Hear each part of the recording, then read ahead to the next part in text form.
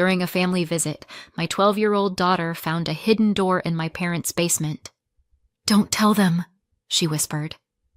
When I saw what was inside, my jaw dropped. I didn't shout. I did this. 3 days later, they got a letter and started screaming. I don't go to my parents' place that often anymore. Not because I'm a terrible daughter or anything. We talk, we send the occasional birthday card, but visiting them is exhausting. It's the kind of visit where you walk in and feel 10 years younger in the worst possible way. The wallpaper hasn't changed since I was a kid. The furniture is a mismatched collection of good deals they found at yard sales, and there's a faint smell in the air that could be either laundry that didn't dry right or something growing in the walls. And then there's the small talk. Endless updates about neighbors I don't know, the weather these days, and the latest bad news they've pulled from the TV. It's not exactly a place you go to recharge. Still, we were due for a visit, so I packed up my 12-year-old daughter, Lucy, and made the drive over. My husband didn't come. "Work," he said, but honestly, he'd rather clean out the gutters than sit through one of these lunches. We ate at the old dining table, same scratches in the wood from when my sister and I used to do our homework there. Lunch was the usual, something filling but forgettable, followed by tea served in mugs that had survived decades of dishwasher cycles. Dad stayed mostly quiet, half watching the TV in the living room. He's been unwell for a while now. Not bedridden, just taking it easy, as he puts it. Mum says he's tired a lot. He still manages to keep up with the news and comment on every politician in the country, so it can't be too bad. After lunch, Mum retreated to the living room with Dad, leaving me in the kitchen with the dishes. Lucy had been buzzing around all afternoon, bored out of her mind.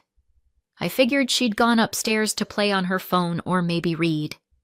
I'd just finished rinsing a plate when she appeared in the doorway. She didn't say anything at first, just looked at me with that wide-eyed expression that could mean anything from, "There's a spider," to, "I've just discovered buried treasure." "You need to come with me," she whispered. I turned off the tap. "What's going on?" She glanced towards the living room. "Don't tell them. Just come." I hesitated. Normally, this is the point where a parent says, "Tell me right now." But something in her face told me she wasn't going to, so I dried my hands, tossed the tea towel over my shoulder, and followed her. She headed straight for the basement door. Now, we don't usually go down there. It's not off limits, just there's no reason to. It's full of boxes, old tools, random bits of furniture my parents swear they might use someday. The stairs creaked under our weight as we descended into the cool, dim air. The basement looked the same as always.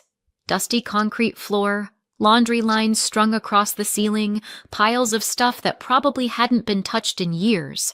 But Lucy moved with purpose, weaving between stacks of boxes until she reached the far wall.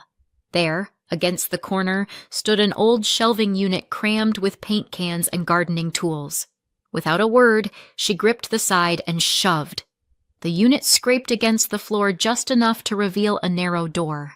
The paint was the same dull color as the wall, but the latch was new, shiny, like it had been put in recently. I frowned. "What is this?" Lucy just knelt down and flicked the latch. It clicked open with a soft, decisive sound. She pushed the door inward, and immediately the air changed. It hit me in the face, hot, thick, heavy. It clung to my skin like steam from a boiling pot. The smell was sharp and chemical, almost sweet, the kind that makes your throat itch.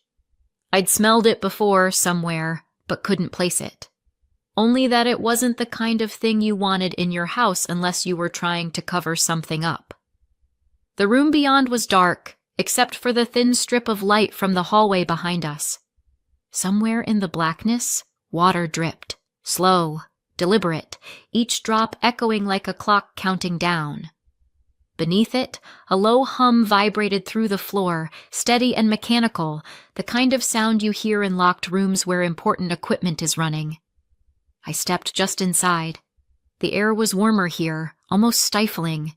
My shoes stuck slightly to the floor, which made me stop. The chemical smell wrapped around me, sweet and stinging all at once. And then there was the light. Not bright, but enough to catch on smooth, glistening surfaces deeper in the room. The reflections shifted, as if responding to movement I couldn't quite see. I felt Lucy watching me, waiting for my reaction. I didn't move any further.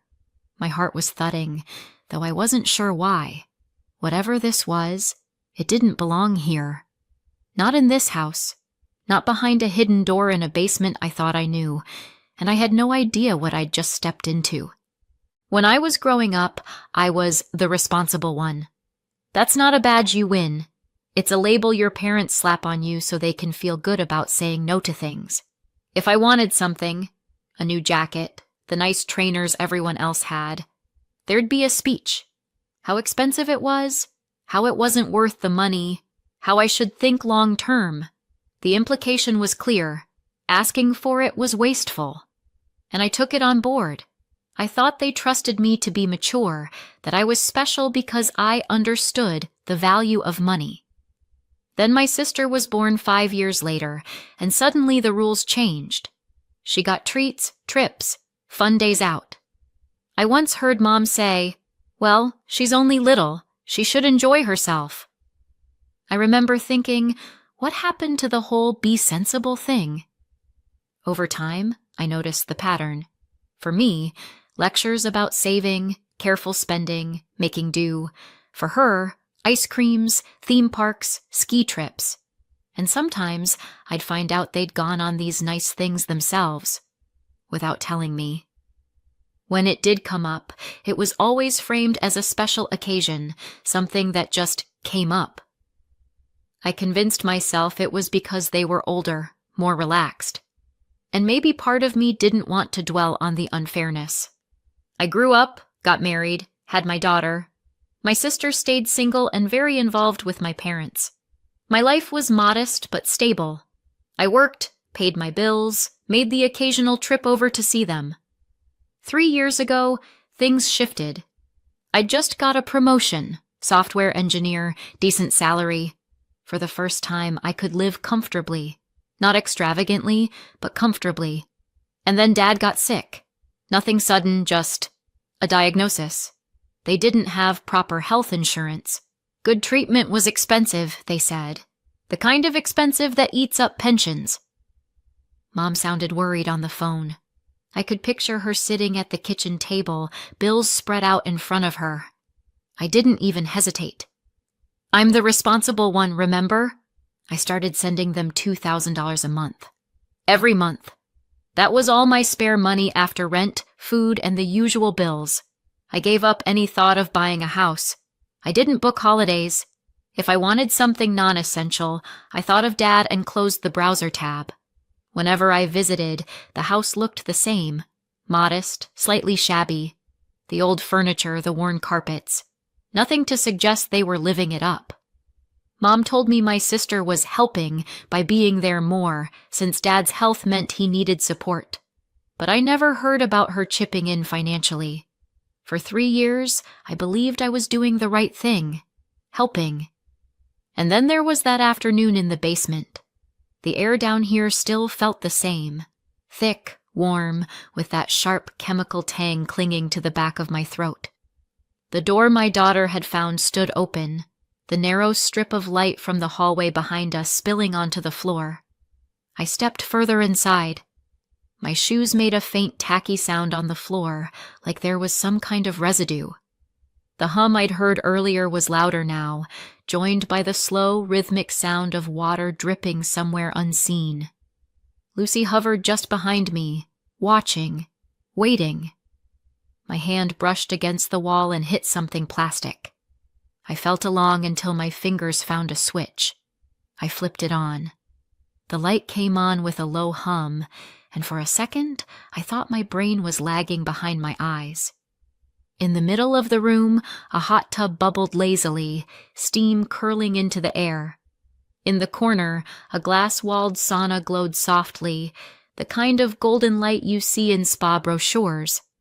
Shelves along one wall were stacked with fluffy white towels and neat rows of bottles. Oils, bath salts, champagne. Real champagne. Not the supermarket sparkling wine I buy when I'm feeling fancy. I just stood there, taking it in. 3 years. $72,000. I thought about the rent I'd paid instead of saving for a mortgage. The trips I'd told my daughter we couldn't afford.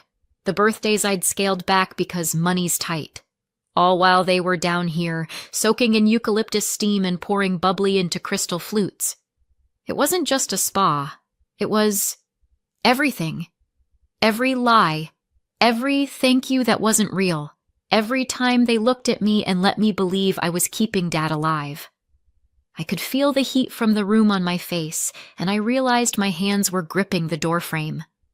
Probably so I didn't walk in and start tipping the champagne down the drain. Whatever I'd thought about my parents before, I wasn't thinking it now. I didn't trust my mouth to say anything in the basement. If I opened it, I wasn't sure what would come out.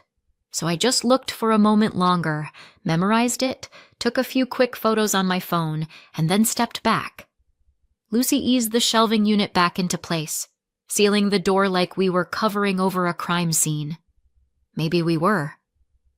"Let's go," I said quietly. When we stepped into the kitchen, the normal house smell, cooking oil, laundry powder, hit me like an old photograph you can't quite place. It felt wrong, like the walls were hiding something. In the living room, my parents sat side by side in front of the TV. My mother glanced over her shoulder. I could feel her looking at me, waiting for whatever I was about to say. I kept my voice steady. "We need to head off. Something came up." Dad muted the TV. "Everything all right?" I nodded once. "Fine." The word felt like it scraped my throat on the way out. We said our goodbyes. I hugged them. A quick, functional thing. But it felt different. Like hugging strangers you've been told are family. Their bodies were familiar, but the warmth I used to feel wasn't there. The drive home was quiet. The kind of quiet that has weight to it. The houses blurred by outside. Lucy traced a line on the fogged-up window with her finger. Finally, she said, "You're upset." "Yeah," I admitted. "Are you going to say something to them?" "Not yet." She nodded and went back to drawing shapes on the glass. At home, I put my keys down and stood for a moment in the kitchen, hands flat on the counter. The house felt too still, like it was waiting for me to explain what just happened. I called my husband into the room. He took one look at my face and didn't ask the polite version of, "How was it?" "What?" "They've been lying to me," I said. "For 3 years." He waited. "They didn't spend the money on treatment. They spent it on—" I stopped. Saying it out loud made it sound almost ridiculous. "A spa. In their basement." I didn't sleep much that night. Every time I closed my eyes, I saw the towels, the champagne, the steam. In the morning, the anger had settled into something colder. A list. If I was going to do this, I needed to know exactly what I was dealing with. First, confirm that Dad wasn't ill. Second, find out where the rest of the money had gone. I started with the first. Mark's name was still in my contacts.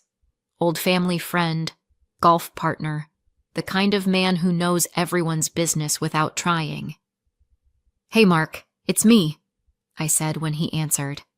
He sounded genuinely pleased. "Well, this is a surprise. How have you been?" "Good. Listen, quick question. Dad's been unwell the last few years, right?" Silence. "Unwell? That's what they've been telling me." Mark gave a short laugh.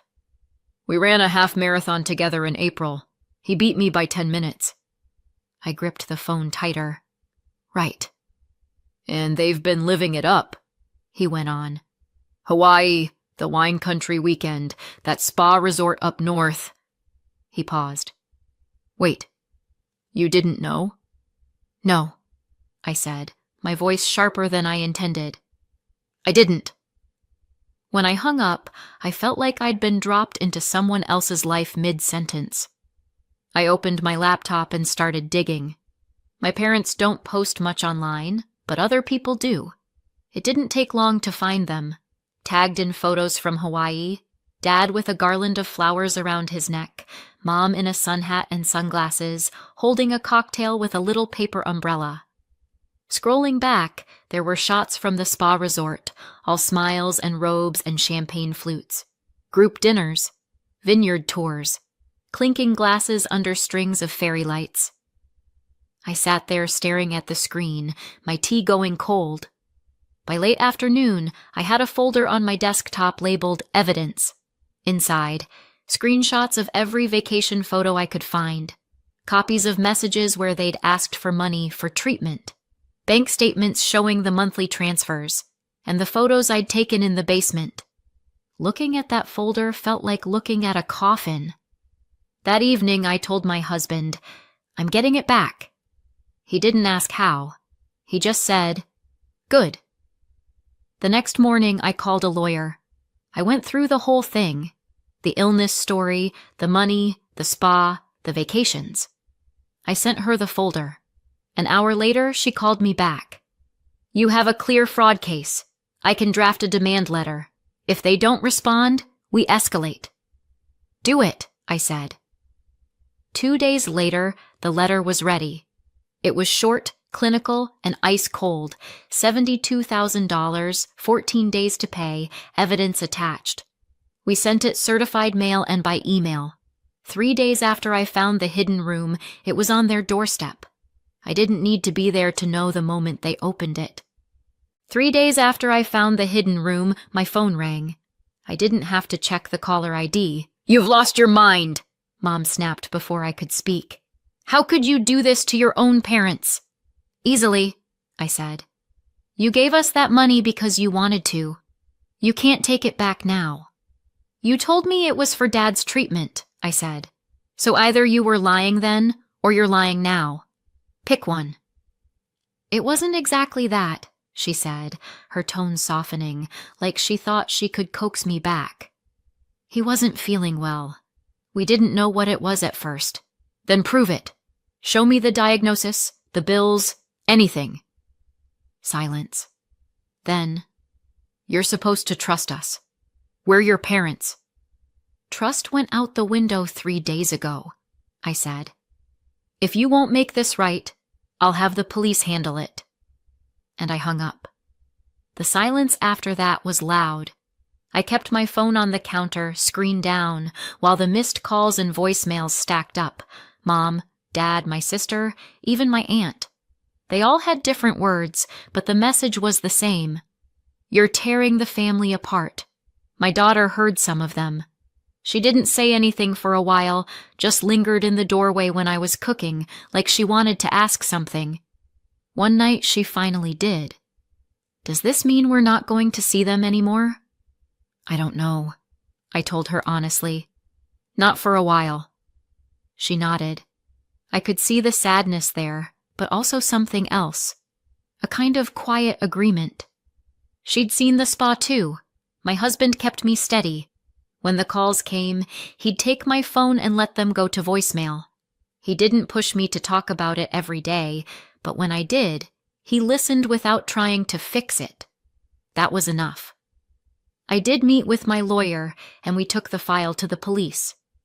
That part moved slower than I'd imagined. Weeks of back and forth, formal statements, letters sent through lawyers. My parents fought it, said it was a misunderstanding, that I was misinterpreting things. My sister sent long texts about how much stress I was putting them under. I didn't answer any of it. I'd already said everything I needed to. By the second month, it was clear they weren't going to win. The choice was simple. Repay me in full or face charges.